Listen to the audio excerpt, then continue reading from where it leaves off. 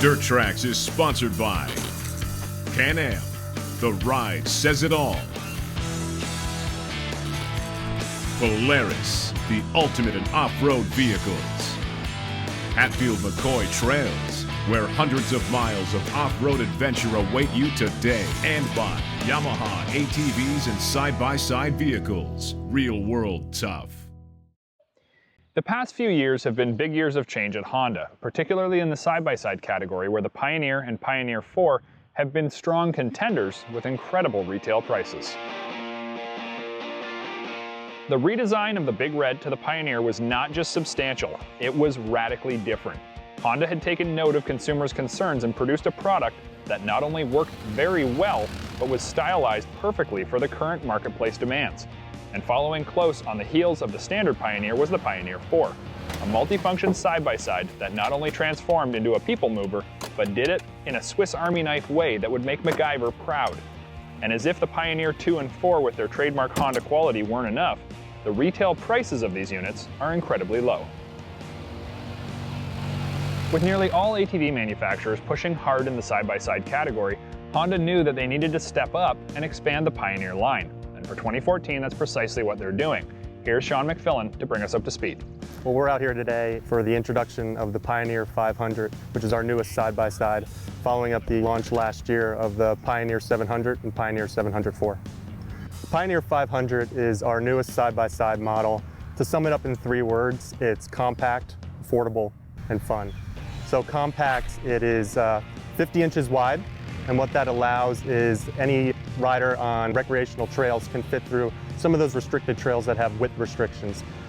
It allows the user to load it up into the back of a full-size pickup. So what that does is eliminates the need for a consumer who may be new into the market to need to purchase a trailer, so it makes it much more simpler for them, and it allows for convenient home storage. It's affordable. So by affordable, we're going to have an MSRP of $8,499, which makes it an incredible value for the customer who's looking to enter into the side-by-side market. And fun, today you're going to experience it. You've been out here riding along. Its compact size makes it highly maneuverable in tight situations. And the paddle shifters, it's a manual transmission. It really amps up the fun factor and really makes the user engaged throughout the entire riding process. Yes, he did just say paddle shifters, and it is a first in the industry. While you may initially think this isn't for me, the truth is paddle shifters are fun, easy, and simple.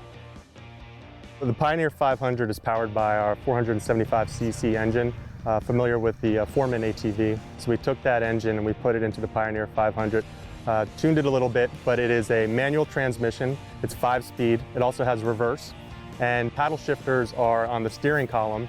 And what the user does is while he's driving, pull the right paddle to upshift and the left paddle to downshift. And if the user wants to engage reverse, there's a simple lever in the middle of the console. You pull that, you click down until you see the center dashboard say R, and then you're in reverse. It's a lot of fun. Because of the paddle shifters, the driver's engaged the entire time, and when you're riding, you can shift through gears, going around turns. It really does increase the fun factor.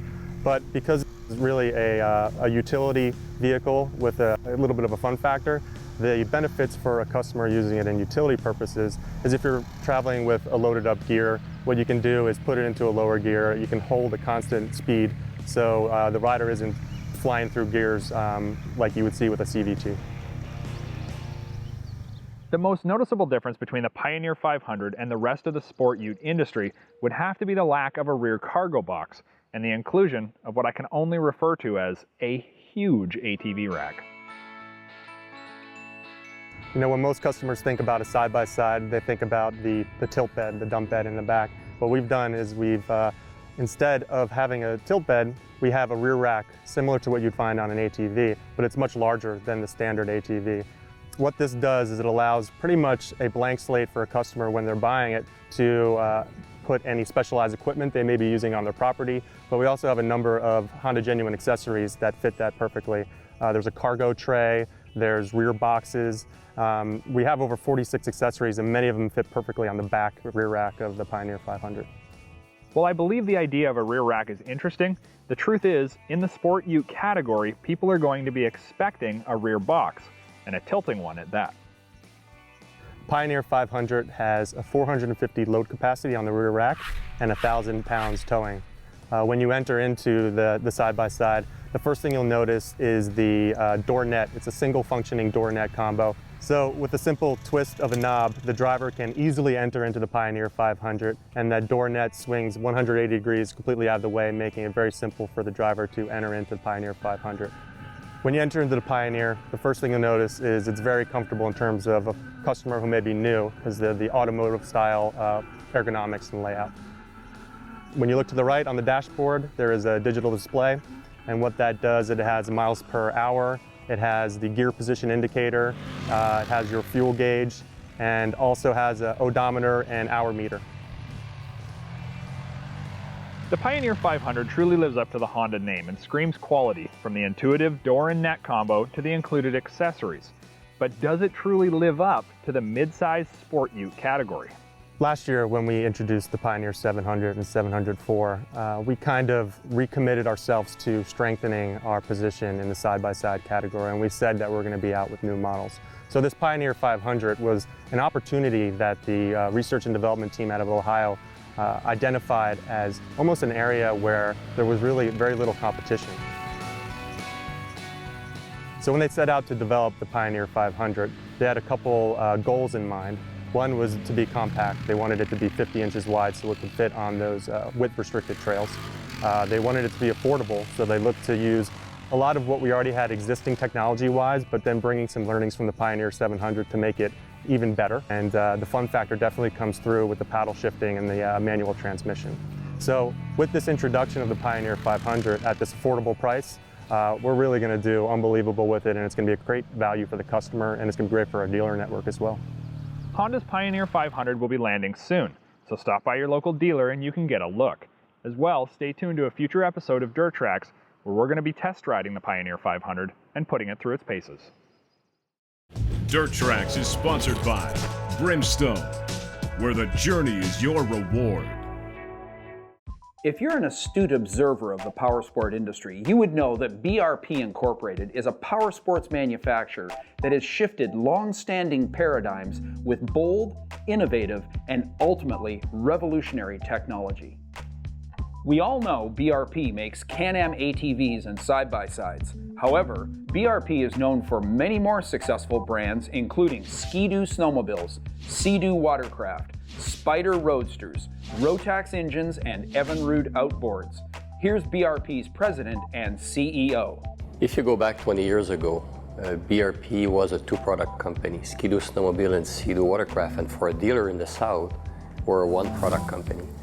And at that time, we embarked into an idea to enlarge our product line to have a better product offering to the dealers. And today we have a very diversified product portfolio, diversified dealer network, and we have a diversified manufacturing footprint. Then all of this was to improve, obviously, our business, but also to improve our value proposition to the customers and the dealers around the world. And I'm very happy of what we have accomplished. The reason this company has rocked the powersports world the past 10 years, it's about the leadership of José Boisjoli, BRP's president and CEO, who takes responsibility for some of the powersports industry's most iconic brands very seriously. It's not one element, it's three elements that goes together. You need to be competitive manufacturing the product. You have to have a good product offering to convince the best people in the world to distribute and sell your product. And at the same time, to enlarge our product portfolio will help us to leverage our technology, leverage our know-how, then have a better cost overall. And we've done, I believe, a very good job to do it very quickly. BRP appears obsessed with delivering class-leading performance with everything they build. When Can-Am first introduced the Outlander as an 800, it was the biggest in its class, then a 1000. The Maverick story is the same, 101 horsepower out of the gate, significantly one-upping the competition. For me, a good analogy is the Porsche story. Porsche was recognized in the world for their sport car. The 911 is a true sport car, two-seater car. But they needed to expand their product line to stretch their brand, and they've done an incredible job with the Cayenne. It's a utility vehicle, but it has that utility flavor, but at the same time, it's a sport riding. And every product that we touch, we are looking for to have the performance, we have the handling, and the stunning design. And this applies to the vision for every product that we touch. While Boisjoli is known as a calm and thoughtful individual, he's made some pretty in-your-face proclamations over the years. For example, he has made it clear that BRP will own the highest performance segment of every market BRP participates in. We wanted to create the ETV for enthusiasts, rebranding the ETV from Bombardier ETV to Can-Am. And to be honest, internally, the engineering team, the design team, people in manufacturing, when we said, let's try to make the best product for the enthusiast customer, it was a big click. For us, it was a way to draw the vision, and everything we do has the same vision. We always try to be the best in a product category because that's who we are, that's our DNA, and that's what we are good at. And so far, it's a recipe that is working. DirtTrax is sponsored by Super ATV, the industry leader in aftermarket parts and accessories for the off-road market. Many enthusiasts do not realize the technological capabilities of BRP's wholly owned engine manufacturer, Rotax, located in Austria. The company is literally immersed in high-performance engine technology and has made high-performance engines for other iconic power sports brands like BMW and Aprilia. Rotax is one of our best kept secrets. And for us, when we try to design a product, the power plant, the engine itself, is part of the DNA, it's part of the soul of a product. Because Rotax is based in Austria. Our people there speak German, and we are surrounded by German car companies like BMW, Audi, Volkswagen, Porsche, Mercedes. We know a bit the technology that they're working on, we're working with their supplier, and very often we have access to those technology and try to apply them in our product line. And I could not see myself managing BRP without having or planning our own destiny in our power plant. We've been to Valcourt, Quebec, and we have felt the passion BRP employees have for their products. We asked Boisjoli, how do BRP employees continue to transfer their passion for power sports into products that literally ooze passion? Passion is important everywhere.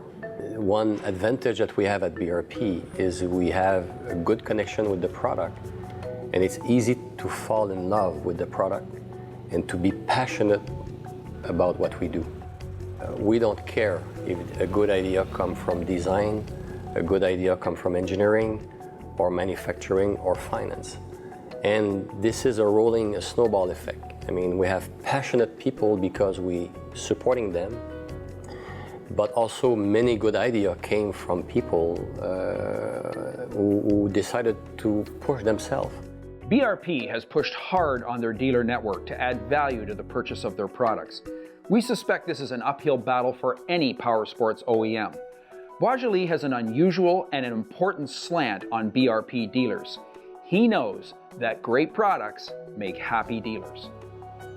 The dealer network is very important in our business because at the end of the day, they buy the product at the dealership. And the dealer have evolved a lot because we did expand significantly our ATV lineup.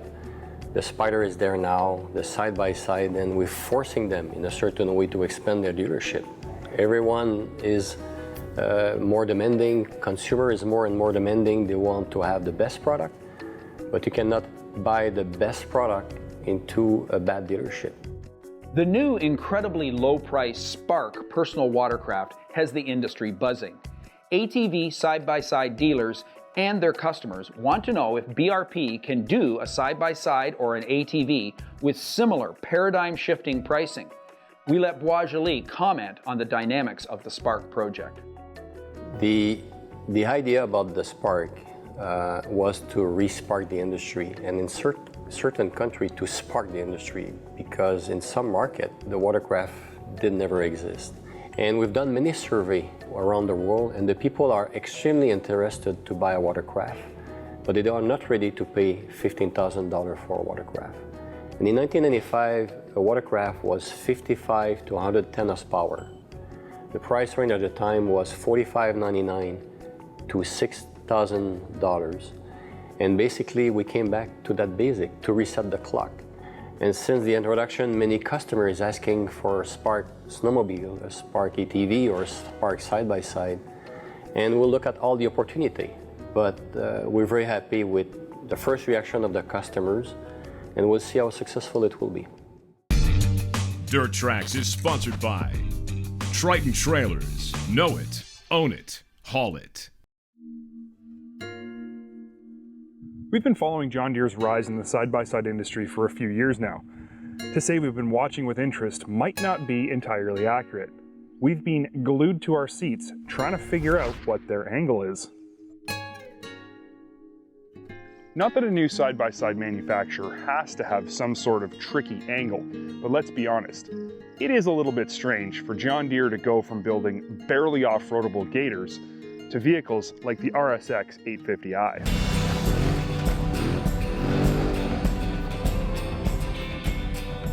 Here's what's even more strange. John Deere, maker of arguably the best lawn care and agricultural equipment on the planet, also makes a darn good sport utility side-by-side. Yeah, we were shocked too. The RSX 850i certainly looks the part. It's aggressive and sporty, and I think it kind of looks like a cross between a Razor and a Terex.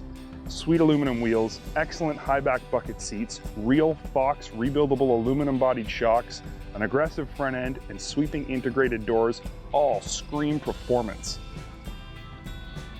Out back, a tilting cargo box is all that really gives the RSX's utility alter ego away.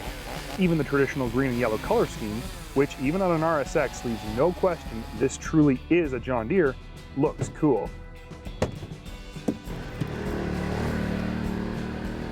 On the showroom floor, the RSXi is a winner. It's got tons of visual appeal. But we've always been, and when we went to pick it up, still were, very skeptical that John Deere is capable of building a real sport utility side-by-side that's actually any good on the trail. The heart of any performance side-by-side is its power plant. If it's not impressive, the vehicle probably won't be either. So what does a John Deere 839cc EFI V-twin feel like? It and all of its claimed 62 horsepower feels real good.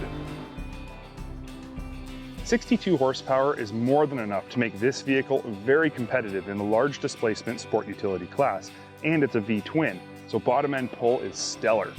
60 miles per hour would be a realistic top speed expectation if it wasn't limited at 53, but it's still very easy to break the back end loose and get sideways whenever you want.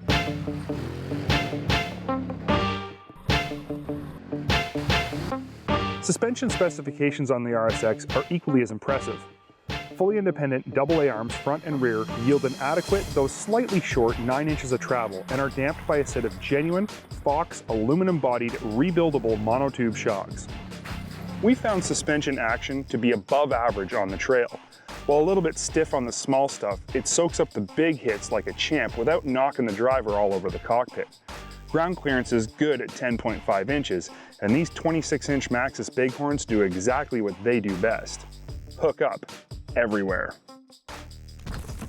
So far, the RSX is scoring big marks, but you wouldn't be wrong to wonder what John Deere could possibly know about creating a comfortable and visually appealing side-by-side interior. We were skeptical, but again, pleasantly surprised. High back bucket seats are adjustable, comfortable, and supportive. Doors are a nice change from the nets you'd typically expect to find on a vehicle like this. The dash is nothing to write home about, but it's easy to navigate and everything you need is within reach. Two things we find strange are the lack of a tilt steering wheel and the 4x4 selector knob. It's in the middle, and it's the most prominent feature on the whole dashboard. It works fine, but it's pretty flashy for just a 4x4 knob. Seating position is very upright, which is typical for a sport ute, but I find there's a lack of space for my left foot. On the other hand, the throttle and brake levers are positioned perfectly and are very easy to manipulate. The shifter is smooth and positive and is exactly where you want it to be. The one thing I think most people are going to immediately feel is missing from the RSX is power steering, for two reasons. First, most high-end sport utility side-by-sides now include it standard, and second, other John Deere side-by-side models do have it. Does it need power steering? No, The RSX handles excellent. Steering is light and positive, and feedback is minimal when the wheels are contacting roots and stumps. But like many vehicles in this class, power steering has become an expectation of the customer because it's an option, not because the vehicle itself actually needs it. When all things are considered, what do we really think about John Deere's RSX 850i? First and foremost, it does an excellent job as both a sport and utility vehicle. Many claim to be sport use, but are really only good at one thing. The RSX, with its sizable dumping cargo box, excellent motor, suspension, and ergonomics, truly does both. You can haul wood during the week and ride trails all weekend without sacrificing anything. It's also extremely well finished. Build quality is top-notch, proving John Deere knows how to build not only high-quality equipment, but high-quality recreational vehicles as well. DirtTrax television has been sponsored by Polaris, the ultimate in off-road vehicles. Can-Am, the ride says it all. MBRP Performance Exhaust, making power with MBRP. And by Arctic Cat, share our passion.